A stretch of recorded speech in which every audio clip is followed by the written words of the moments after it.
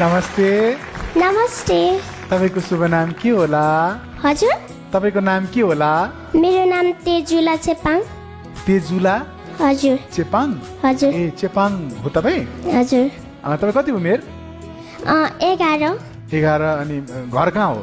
घर चितवन चितवन हजुर अनि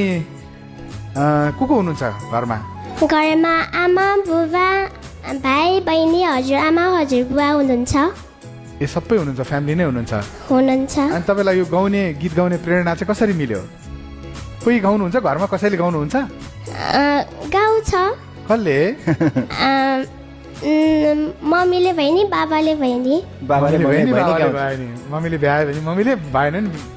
बाबाले मम्मीले भयो नि गाएर बाबाले भयो नि गाएर छोरीले पनि गाउनु भएको हो हजुर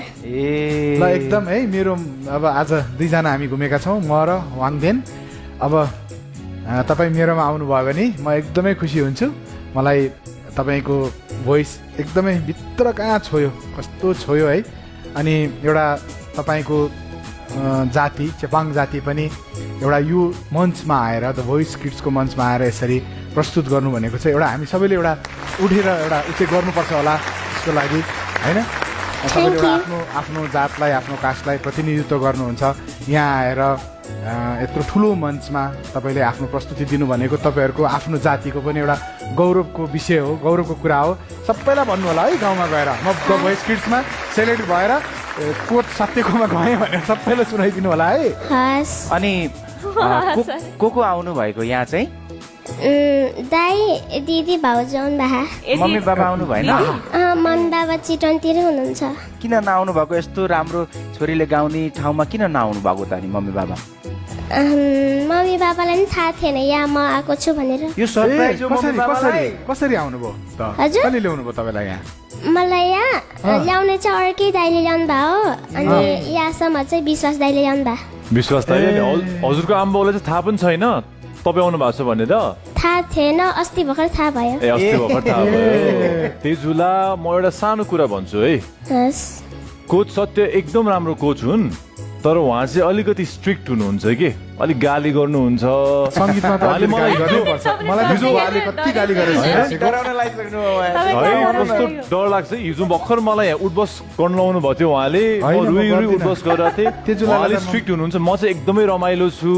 म चाहिँ हाँस्दै खेल्दै गीत गाउँदै एकदमै रमाइलो गर्ने कोच हुँ त्यही भएर हाम्रो छुच्चा कोचतिर नगएर एकदमै छुच्चा कोचतिर नगएर एकदमै स्वीट कोचतिर आउनुहोस् भन्ने चाहिँ मेरो चाहना छ तपाईँ प्लिज त्यो वाङदेन छानिदिनु होला है म नरिवल हो बाहिरबाट हेर्दा कडा भयो भित्र पानी अनि हामी चाहिँ मिठास अनि के हामी चाहिँ फर्सी अनि त्यो नर्मलको बाहिरको जुट ल ओके नानु अब हजुरले डिसिजन लिनुहोस् कुन कोचकोमा जानुहुन्छ तपाईँको तेजलाई त्यो तेजुलामा भएको तेजलाई म अझै निखार्छु आउनुहोस् होइन उहाँले गाली गर्नुहुन्छ भन्नु त एकछिन आउनुहोस् भन्नु न धेरै गाली गर्नुहुन्छ उहाँले नजुन त्यहाँ यता आउनुहोस्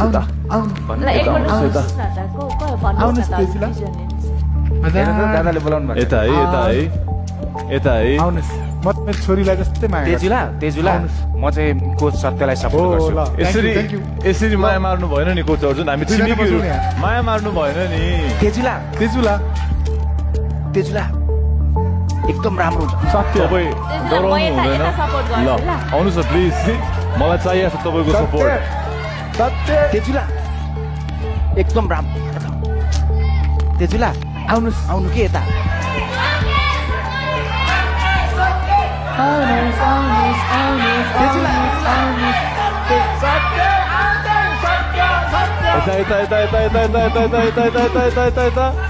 एक्चुअली माइकमा भन्नुहोस् त ल हजुरले कुन कोच चुज गर्नुभयो भन्नुहोस् त म सत्य सरसँग जान चाहन्छु थ्याङ्क यू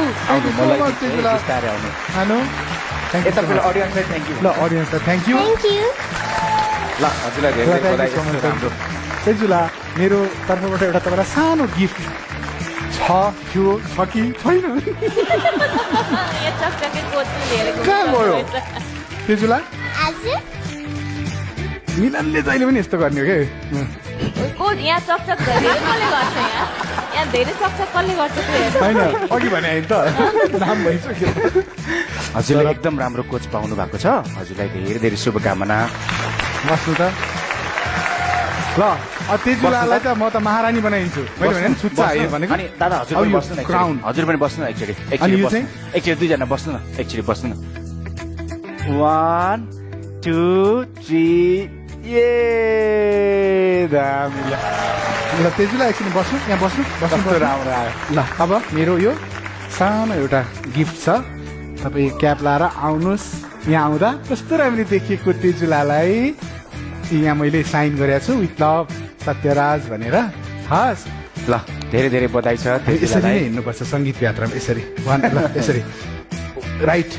दादा 1 2 3 4 5 6 7 8 ल बाई बाई तेजुला बाई बाई 8 ब्याटलमा हुन्छ हाम्रो 8 ब्याटलमा हुन्छ हाम्रो भेट के छ भने अब खबरहरू